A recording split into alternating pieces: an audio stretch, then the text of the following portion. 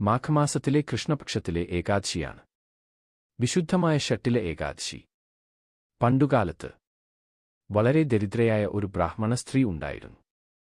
ദാരിദ്ര്യം അവളുടെ വീട്ടിൽ നിറഞ്ഞിരുന്നുവെങ്കിലും അവളുടെ ഹൃദയം നിറഞ്ഞിരുന്നത് വിഷ്ണു ഭഗവാനോടുള്ള ശുദ്ധമായ ഭക്തിയായിരുന്നു.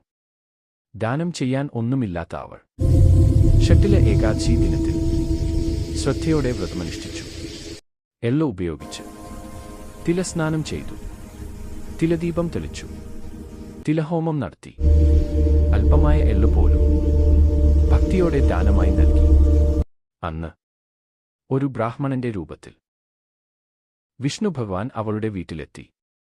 അമ്മേ, ദാനം തരാമോ എന്ന് ചോദിച്ചപ്പോൾ കണ്ണീരോടെ അവൾ പറഞ്ഞു, പ്രഭോ, എനിക്ക് നൽകാൻ ഈ കുറച്ച് എള്ളു മാത്രമേ ഉള്ളൂ.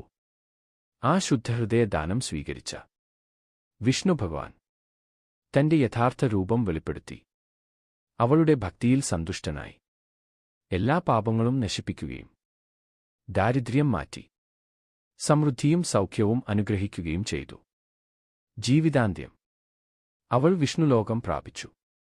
ഇതുകൊണ്ടാണ് ഷട്ടിലെ ഏകാദശി വ്രതം പാപനാശത്തിനും ദാരിദ്ര്യനിവൃത്തിക്കും വിഷ്ണു ഭഗവാന്റെ അനുഗ്രഹത്തിനും അത്യന്തം ശ്രേഷ്ഠമാണെന്ന് വിശ്വസിക്കുന്നത്.